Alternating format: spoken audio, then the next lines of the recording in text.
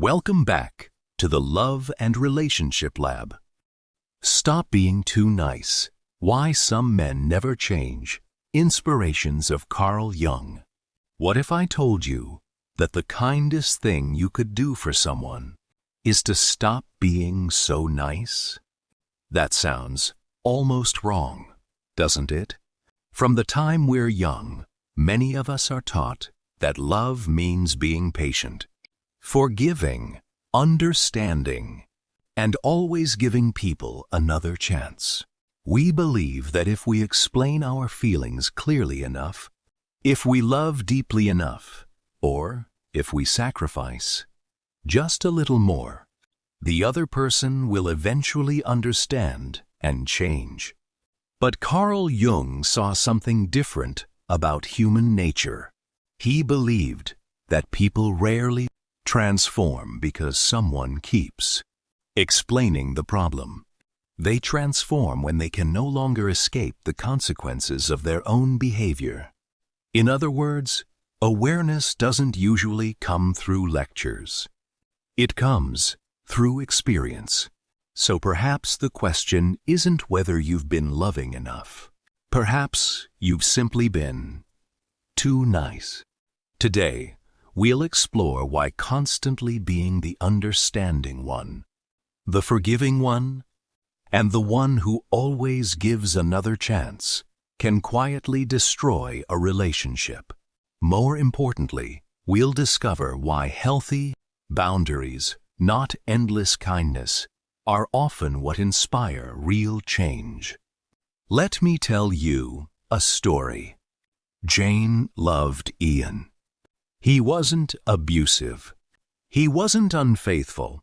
In fact, most people described him as a good man. But there was one habit that slowly chipped away at Jane's heart. Whenever they had a disagreement, Ian disappeared. He wouldn't yell.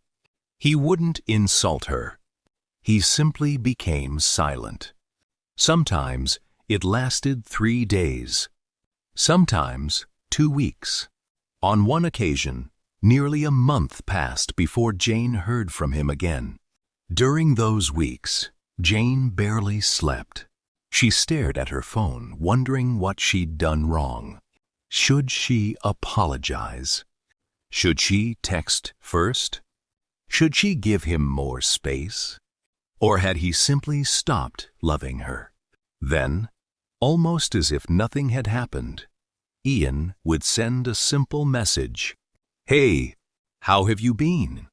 No explanation. No apology. Just a quiet expectation that everything should return to normal. Jane loved him, so every time he came back, she welcomed him. She answered quickly. She forgave easily. She hoped this time would be different. She explained how painful his silence felt. She told him it made her feel invisible. Ian listened. He even apologized. "I'll do better." And for a little while, he did, until the next disagreement. Then the silence returned. Again, and again, and again. One evening, after another painful cycle, Jane sat alone, asking herself a question she had never dared to ask before. What if my kindness is actually keeping this problem alive? That question changed everything. Carl Jung believed that every human being carries something he called the shadow. The shadow is the hidden part of ourselves, the habits we justify, the fears we refuse to face, and the behaviors we've learned to excuse. Here's the difficult truth.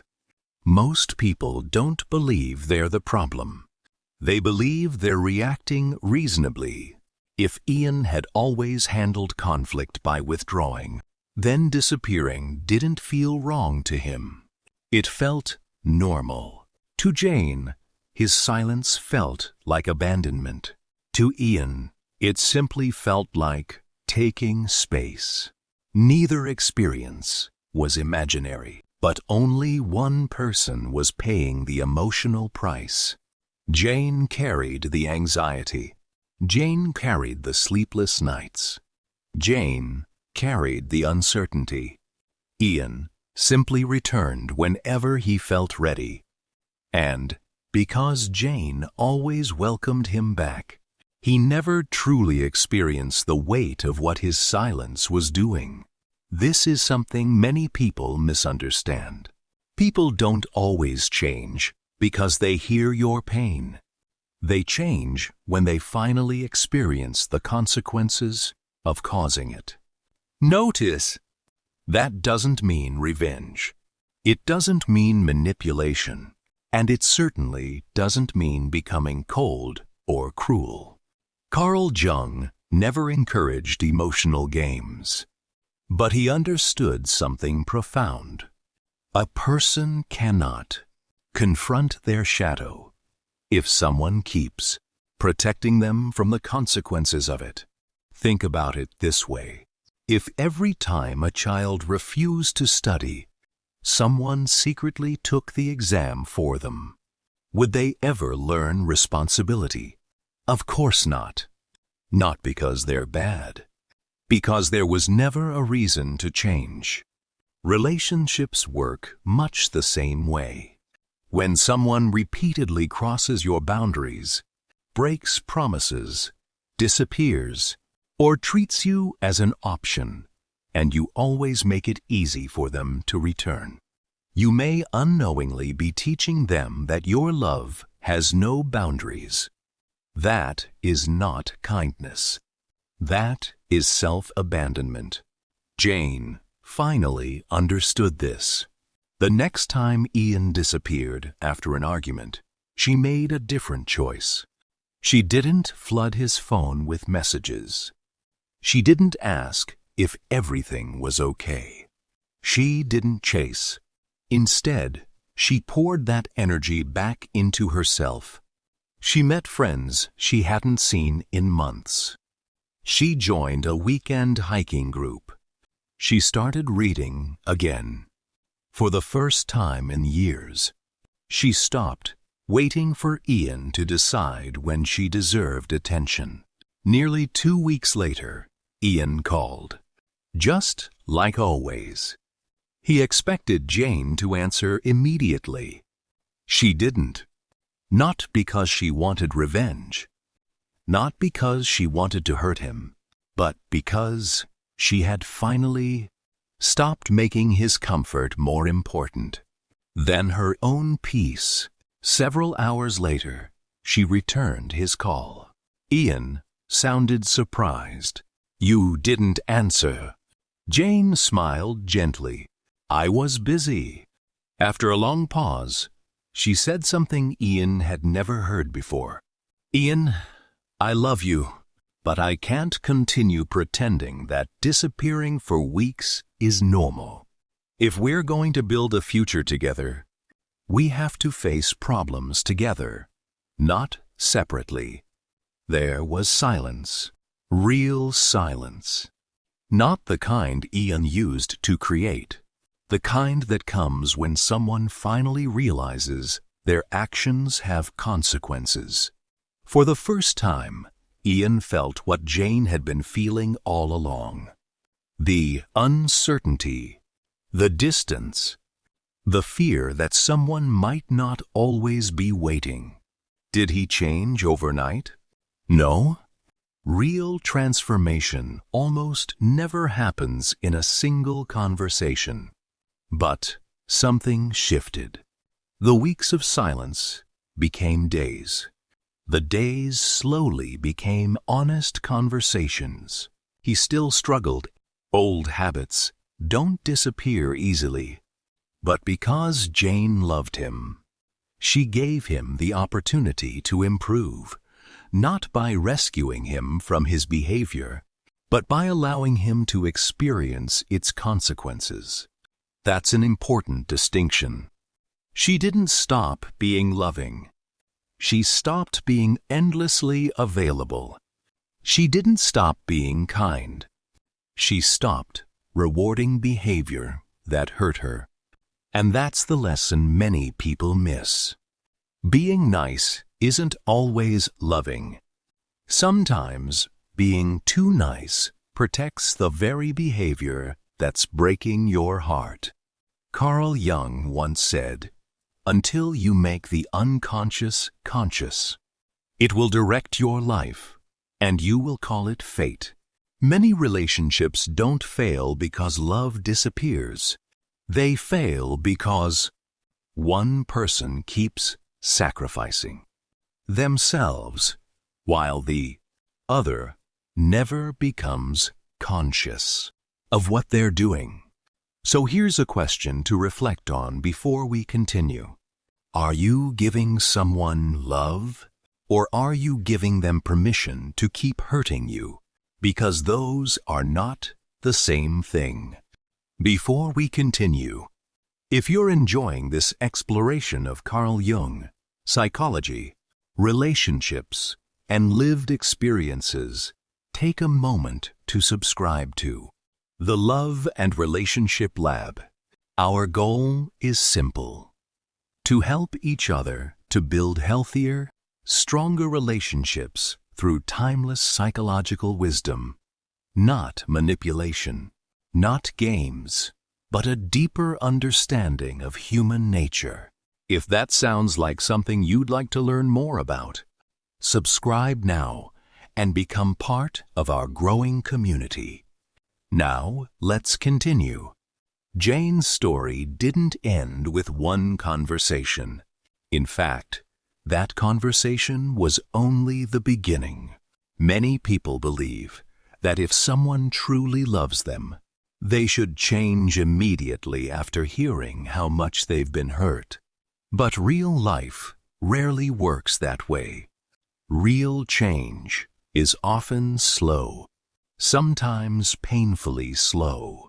That's because habits aren't simply behaviors. They're identities. Carl Jung believed that much of what we do happens unconsciously. We repeat emotional patterns without realizing it because they've become part of who we believe ourselves to be.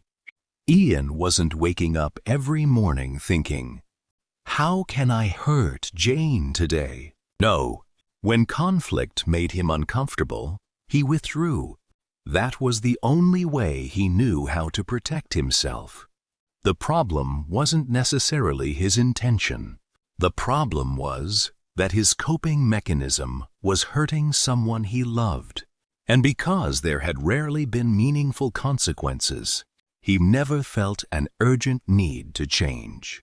This is where many people become trapped. They confuse endless patience with unconditional love. But patience without boundaries often becomes permission. Think about it.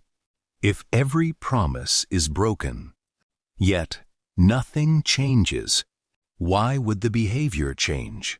Human beings naturally repeat what works. Psychologists sometimes call this reinforcement. Carl Jung approached it differently. He believed we continue unconscious behaviors until life forces us to become conscious of them. Sometimes life becomes that teacher. Sometimes another person's boundaries become that teacher.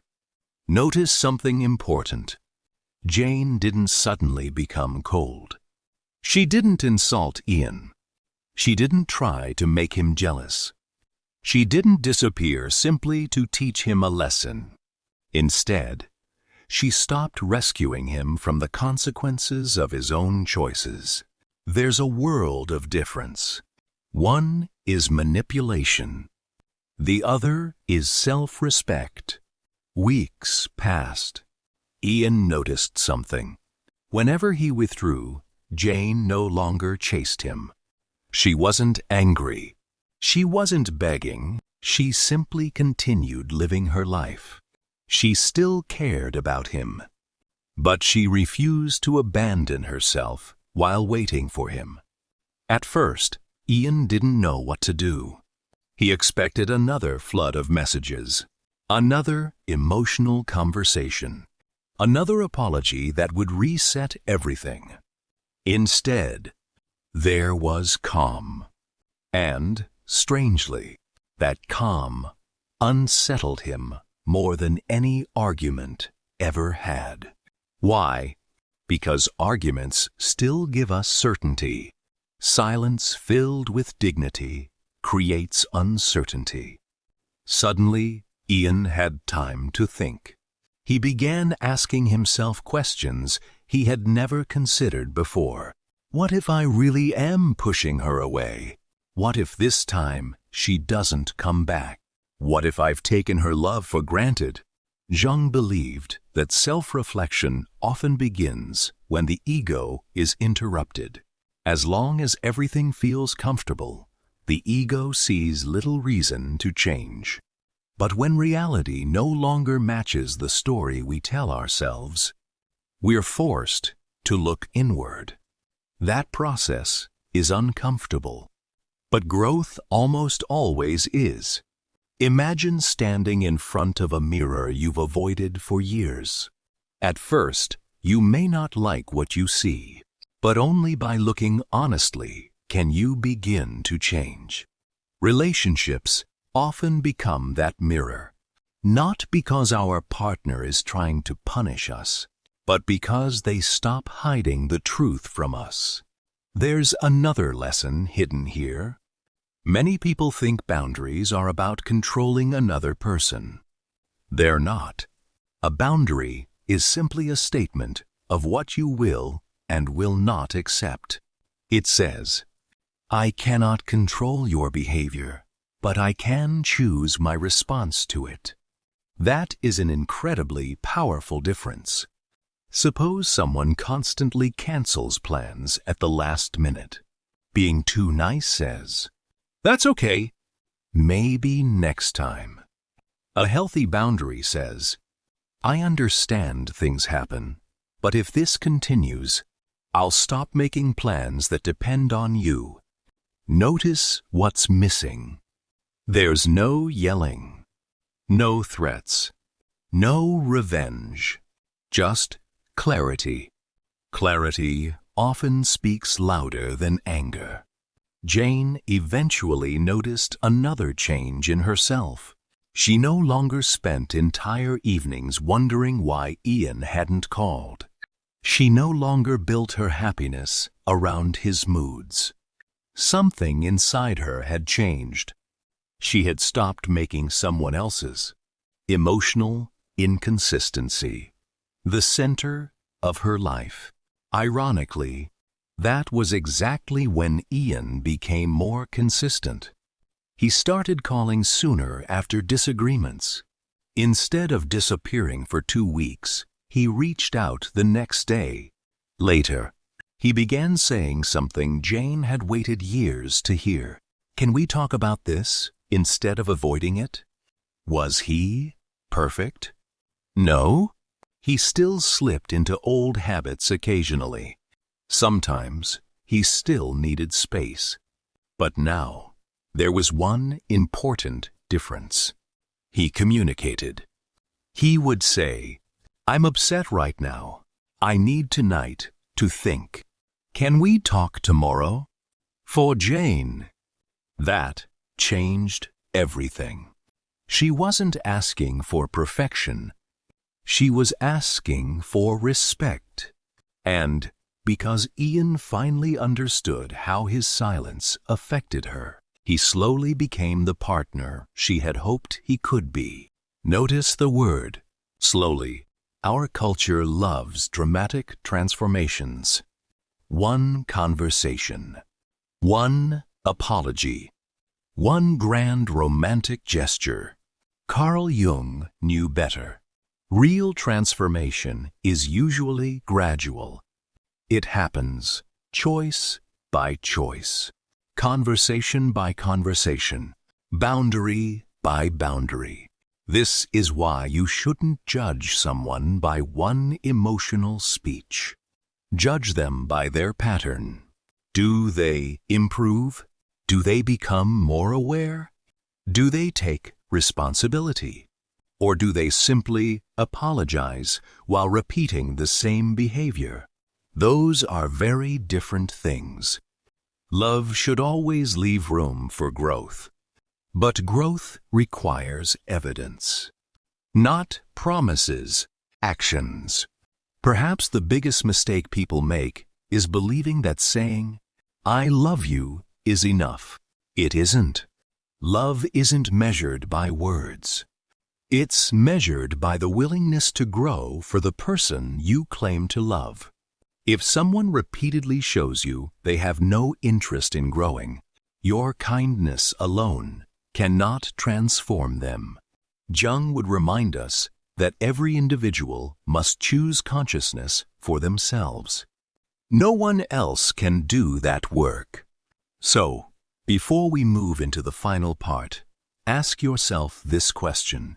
Are your actions encouraging the relationship you want?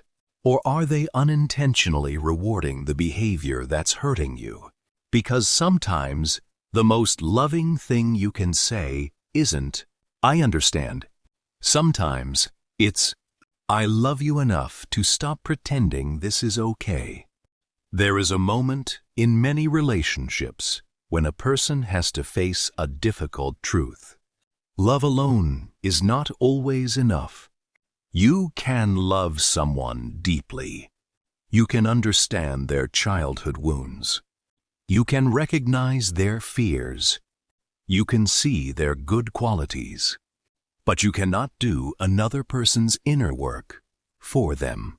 Carl Jung spent much of his life studying the human mind, and one of his greatest insights was that people must confront themselves before they can truly transform. You can hold up a mirror, but you cannot force someone to look into it. This is where many people lose themselves in relationships. They become so focused on saving the connection that they slowly disconnect from themselves. They become the person who always understands, always forgives, always waits, always hopes, and one day they wake up and realize something painful. They have been protecting the relationship, but nobody has been protecting them. This is what happened to Jane. After Ian began improving, Jane faced another challenge. She had to learn the difference between giving someone a chance and giving someone unlimited access to hurt her. Those two things are not the same.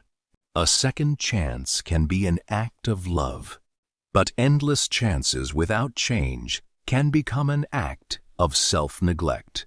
Jung believed that becoming whole requires something called individuation. Individuation is the process of becoming your true self instead of living only according to what others expect from you. In relationships, this means you don't lose yourself trying to be loved. You don't silence your needs to avoid conflict. You don't shrink your personality to keep someone comfortable. You remain connected to another person while still remaining connected to yourself. Jane had spent years thinking that being a good partner meant absorbing pain quietly. But she discovered something important. A healthy relationship does not require one person to disappear so the other person can feel comfortable. Real love requires two complete individuals meeting each other, not one person chasing and another person deciding when to show up. This is why stop being nice does not mean becoming heartless. It means stopping the version of kindness that destroys your own peace. There is a difference between kindness and people-pleasing. Kindness comes from strength. People-pleasing often comes from fear. Kindness says, "I care about you," People-pleasing says, "I will abandon myself so you don't leave me." Those are completely different energies. Many people stay silent because they fear losing someone. They think, if I create boundaries, they might walk away. But ask yourself something important. If someone only stays when you accept disrespect, are they truly choosing you? Or are they choosing the version of you that asks for nothing? Sometimes boundaries reveal the truth. They reveal whether someone loves you or whether they simply love having access to you. This was the final lesson Jane learned.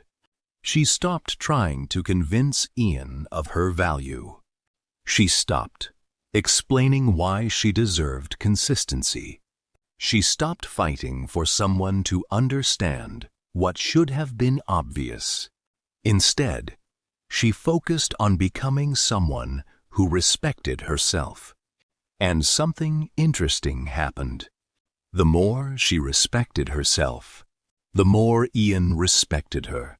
Not because she controlled him, not because she played games, but because she finally showed him the standard required to be part of her life.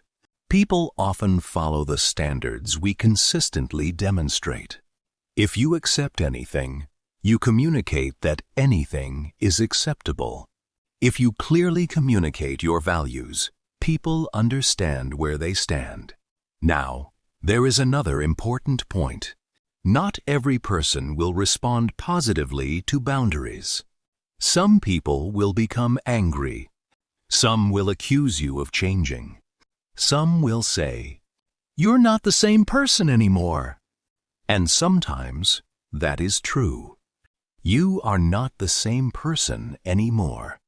You are someone who learned that love should not require constant suffering. You are someone who learned that peace matters.